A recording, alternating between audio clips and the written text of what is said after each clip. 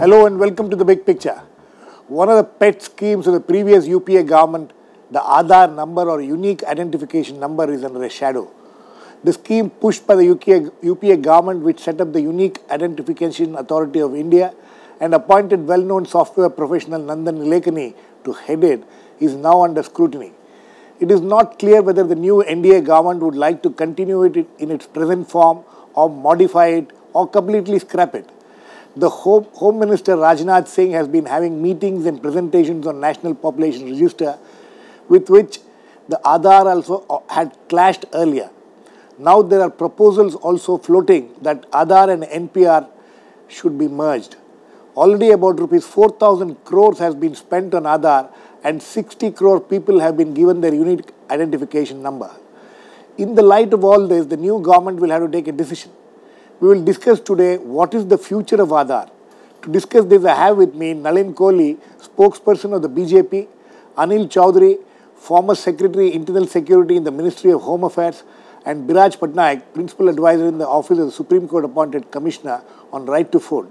Welcome to all of you. Nalin, you think this is a scheme which needs to be continued?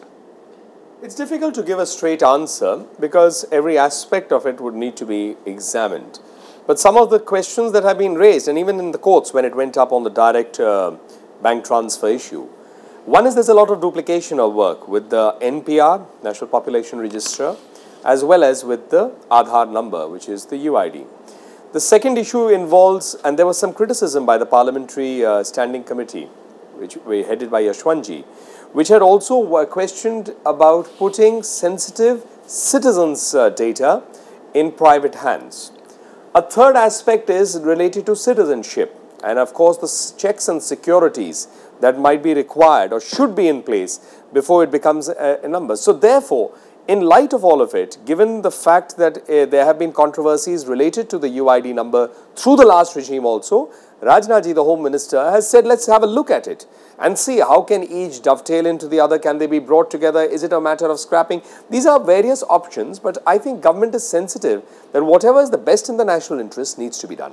One of the most important things to be taken note of is 4,000 crores has been spent on this already.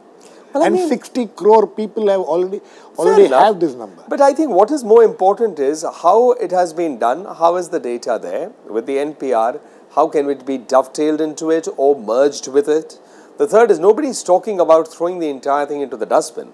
I think that's a wrong impression that's going. It's about looking at bringing it into national use in a secure manner, in an effective manner. And since we've been talking about a national identity of every Indian citizen with the biometrics in place and all that, and some of it has been done by the NPR, I think for almost 63 lakh people on the coastal areas. And this was something that we envisaged 10 years ago. So can we bring it all together? So I think it's being looked at it and examined from that perspective. Mr. Chowdhry, where do you stand on this? See, we're talking about this huge amount which has been spent. There was a lot of controversy earlier about NPR and Aadhaar and the clash between that and all that. Where do you think it should be taken now? I think Nalin has focused attention on the core issues very correctly. There has been duplication in my view.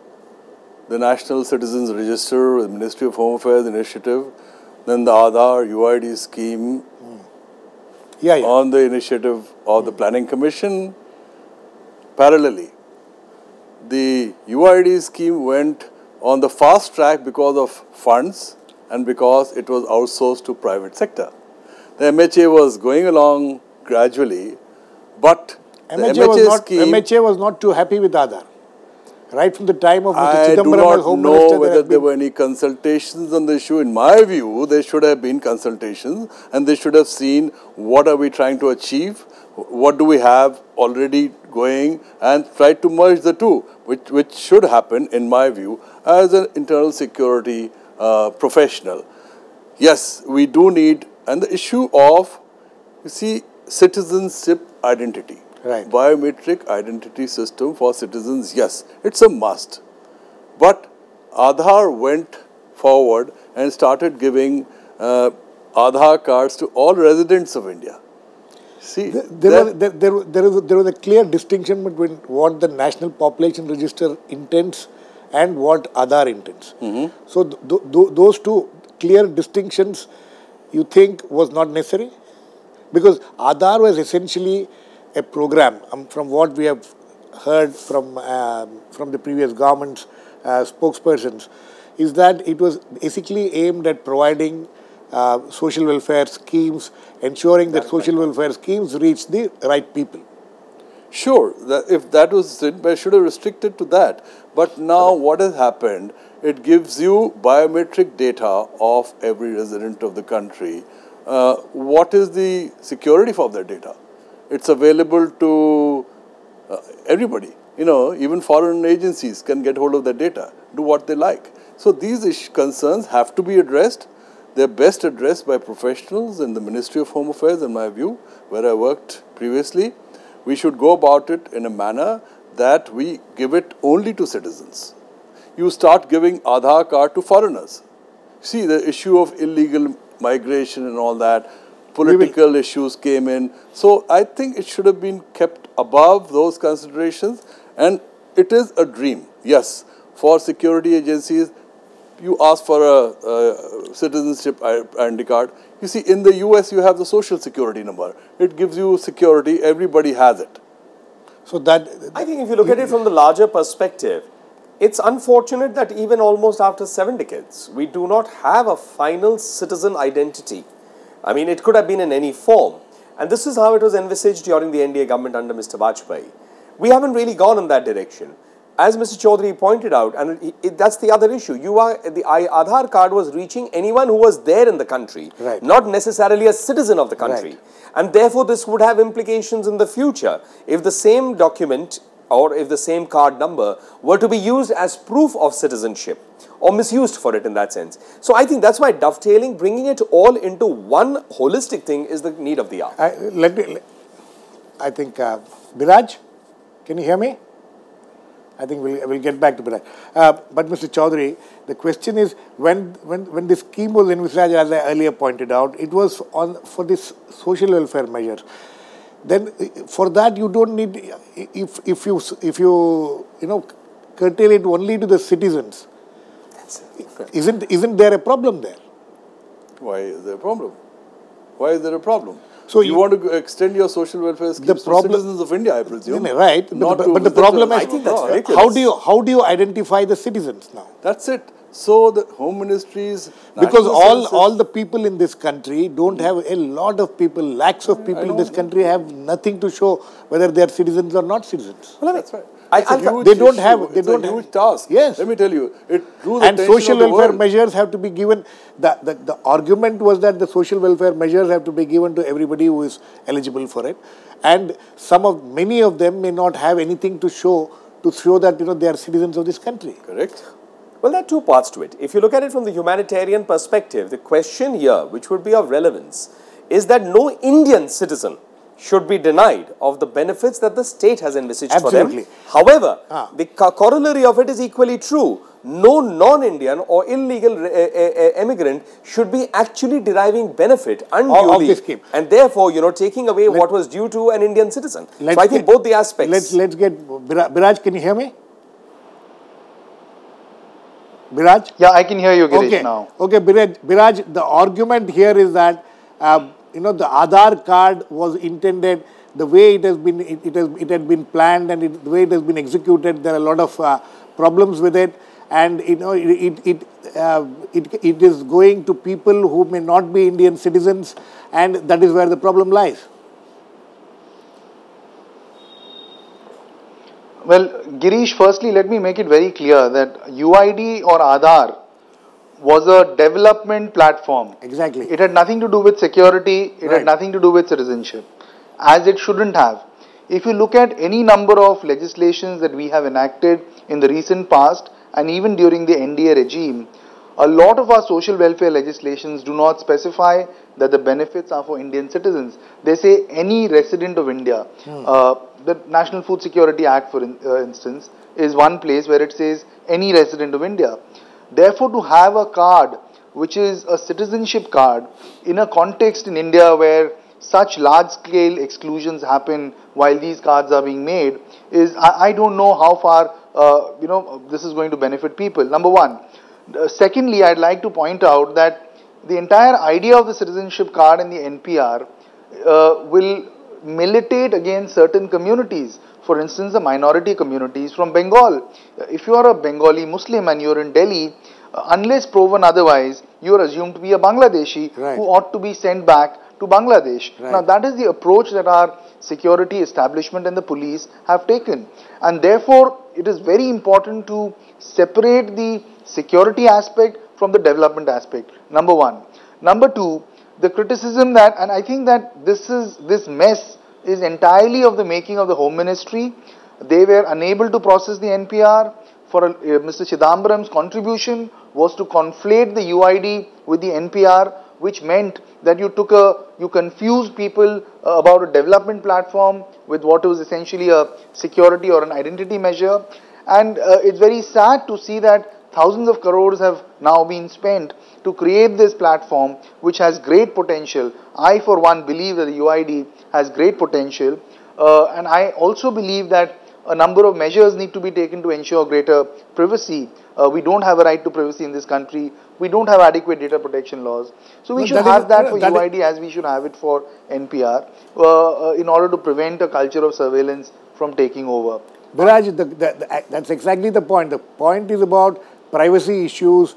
You know, the argument is that the details which people they are acquiring from the people, like, you know, the fingerprints and retina scan and all these things are not, you know, ensured. The privacy is not ensured. They are in private hands. It can land up in anybody's hands. So, you know, so now the argument which is going on is merge it with Aadhaar. One of the proposals is merge it with NPR. You think that is that one of the solutions?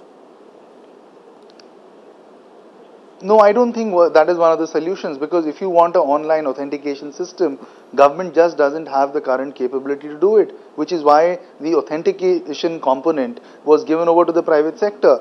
Globally, it is with the private sector. Let me tell you, Girish, that if you apply for American visa, or if you apply for a visa to any European country, Schengen or non-Schengen, or to indeed to Brazil or to many countries in the world, you've already surrendered your data, and that goes through private hands as well before it is taken over by the security establishment. Now, of course, government has to exercise complete control over these databases. I don't trust the private sector, and I would be very wary of trusting the private sector with my data. But the reality also is that if online authentication has to happen, which NPR cannot do, NPR is a card, it's not a number, it does not have a built-in and online authentication system, because the architecture of that system was different.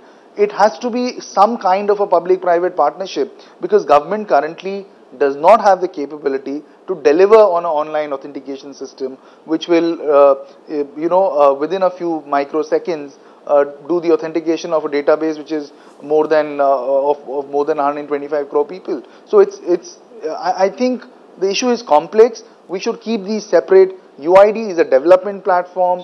NPR is a citizenship. It's a totally different platform. Okay. Yes, I don't think you can merge them. There are valid concerns. There are valid points coming in. I'm not saying I'm disagreeing with some of the points. But just because something has not been done in a proper way does not mean that it can't be done in the proper way. For example, and I'll tell you, like, I'll come specific, and I'm coming to each one of them. Let's look at the point that about the capability of the government and about a private-public partnership. The essential issue is that data should not go into wrong hands, should not be misused. That's the basic fundamental thing. How the platform is to be worked around, it could well be a private-public partnership. There's no harm. Second is that do we need multiple platforms? For example, if this exercise should have been done decades ago, now even if we are getting to it, can we not aim to reach a point where we finally have a single unit, which is your citizenship, which also helps you in targeting? The third issue is, in terms of the laws, being about a resident of India, I think that's taking it a little liberally. At the end of the day, the problem starts first that we haven't identified our own citizens in a proper way, number one. Number two, the resident of India, at the end of, government of India, or the laws are made essentially from government of India for Indian citizens. Now, we understand there are complications related to the illegal immigrants, but taking a liberal view and therefore saying that just because we can't get our act together, we should extend it further, that might be a little bit of an overkill. So my view is that when the Home Ministry has looked at it now, raised the question, it's a very good opportunity for us to see what is that viable solution that works for Indian citizens, keeps the security elements there, and at the same time does not exclude anybody who should be part of it. That is the basic fundamental issue here. As Biraj points out, these are two different platforms. One is purely aimed at development welfare schemes, reaching out the welfare schemes to the right people. And NPR is something a completely different platform. But so how do you merge, Mr. Chowdhry? Well, I mean, just a quick thing, fingerprinting, the biometrics, I mean, there's duplication of effort too. So you could actually work the two databases together to weed out what may be duplication. Mr. Chowdhry, how do you merge the two? They're completely two different platforms. Biraj? I'll come back to you, Biraj. Firstly, I'd like to point out, Girish. Tell me.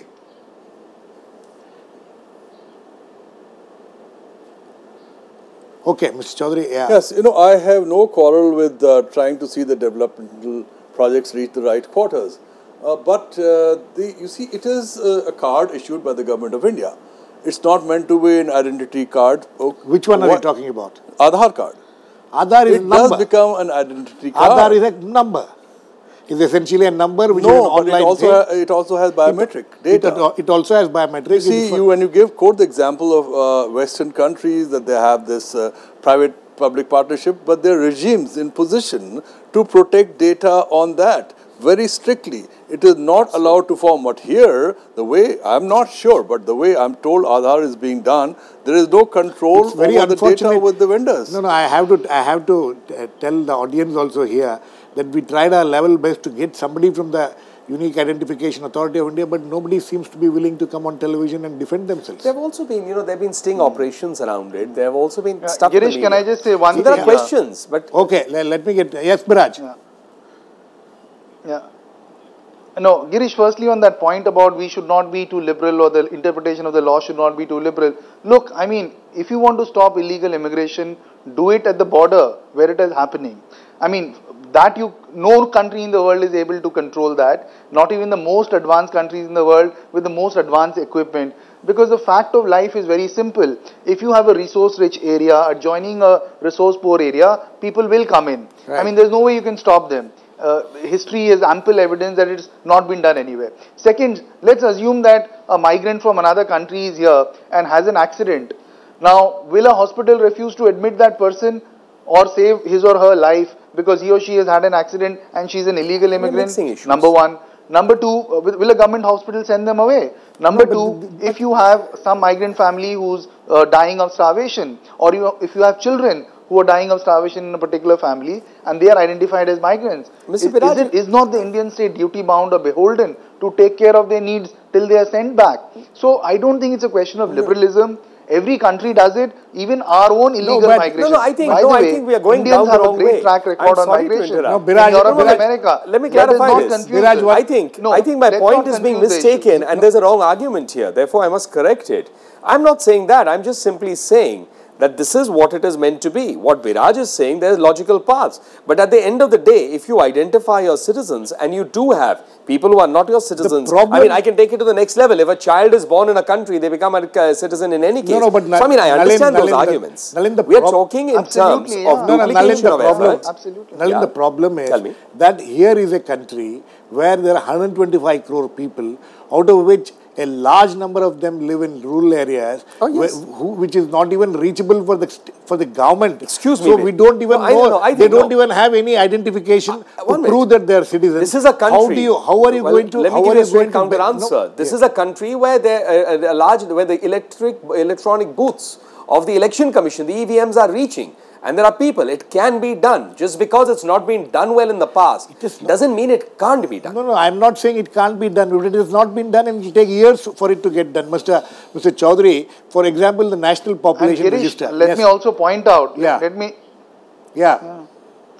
I just want to point out one quick thing, Girish. Yes. We have not been able to give election cards to homeless people. I work with the urban homeless. There have been n number of progressive circulars which have been issued, but we are still not able to give an election card. Number one. Number two, on the issue of privacy, I completely agree with Mr. Chowdhry that Western countries in those contexts, they have very strong data protection laws. We should have those laws in India. Today you have a extraordinary situation where the Election Commission data, which gives your name, which is indicative of your religion, your address, right down to which floor of a building you are staying, is available online for anyone who has a voter ID, for any ward, for any mohalla, for any constituency in the country.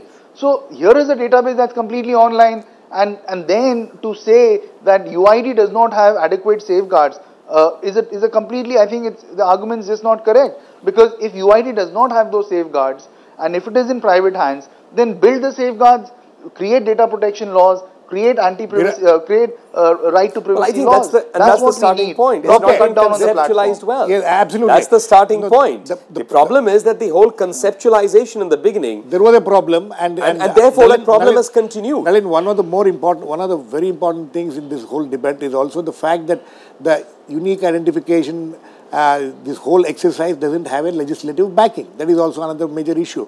So, don't you think that that your government, the new government, needs to focus on bringing about a legislation and providing all these backups for it? First of all, I'd like to say it's not my government or your government. It's our government. It's our government. Yeah. I said. I think no. Therefore, I want to clarify this: the government of India is the new government. The new government of India is, at the end of the day, my party certainly is in majority. But at the end of the day, the government of India is there for working it out in the interest of the country.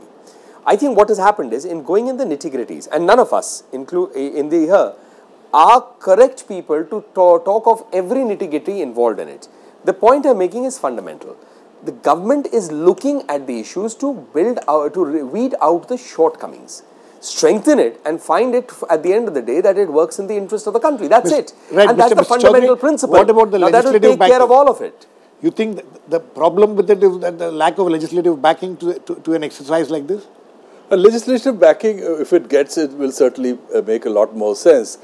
The short point I'd like to make is that the security concerns should be met adequately. You call it Aadhaar card, you call it Vikas card, whatever card you have. As long as you have biometric NPR, the National Population Register is aimed at providing that kind of what you're talking about. Yes. Then the whole question is that... But the problem is that Aadhaar overtook this because it was fast-tracked, private sector took it over, funds were not a problem, and this other scheme got lagged behind. Why not? Why duplication? Why duplication? I think it is very possible. Okay, just to add to Mr. Chowdhry, just a second, to add to Mr. Chowdhry's point, it is quite possible that the work done in Aadhaar, and that's why I'm keeping it open, because these options are being examined, might well serve the need of something that we are working towards, the citizen identity. So therefore, we should not presume at this point to say that A is being rejected, B is being bought. It's not that. What the ministry is trying to do is understand the situation and see how do you bring all of them down in a synergetic way, and then decide what's the path forward. Biraj, you earlier you Girish, said on that the duplication issue. No, on the yes. Yeah. Okay. You finish the duplication issue. I'll come to the legislative aspect of it. Yes. No, on the duplication issue, NPR is being done in one set of states, UID is being done in another set of states. That was the agreement between the Home Ministry and one set of states. Yes. NPR is, now I was completely against this, if you ask me, because I don't see the need why the NPR exercise should have been conflated because of personal ego issues by the then Home Minister, Mr. Chidambaram. And Mr. Chidambaram must take the credit for the entire mess that this whole thing is in today.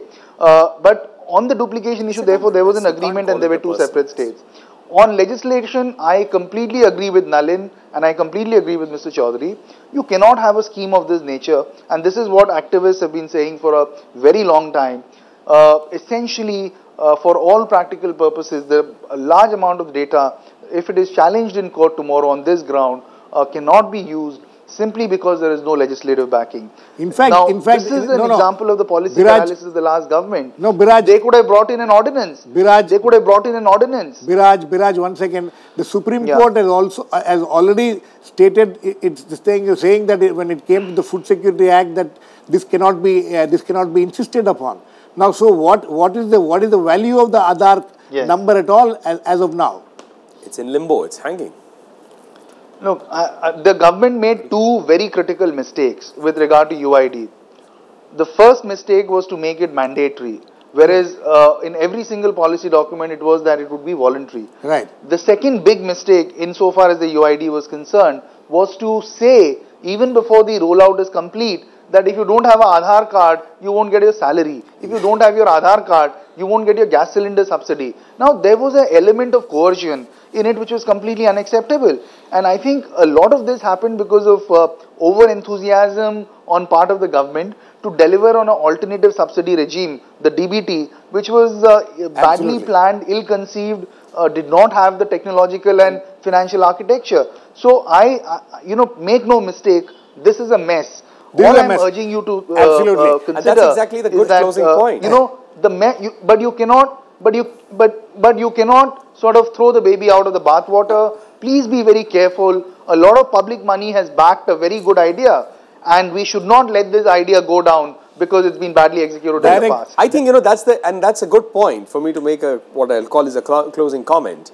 Is that yes, it's been badly handled. The conceptualization has been in conflict in some ways. It's not been backed correctly. There's been a lot of decisions that are not correct about how it's gone, and that's why the Home Ministry, and which is what this discussion is about, is trying to look at the entire issue and see how do we bring it synergetically back into national mainstream as the requirements are. Okay, rather than look at it in all the way and continue with the mess. I think on that note we'll end on that hopeful note that a good idea should not be thrown out, as Biraj was saying, don't throw the baby with the bathwater, but this is a good idea which needs a lot of polishing and a lot of thought, so that it doesn't get the fact of the matter is that thousands of crores have already been spent, and 60 crore people already have this number. So we'll have to the new government will have to find ways and means of retaining this with some amount of what Mr. Chowdhry says as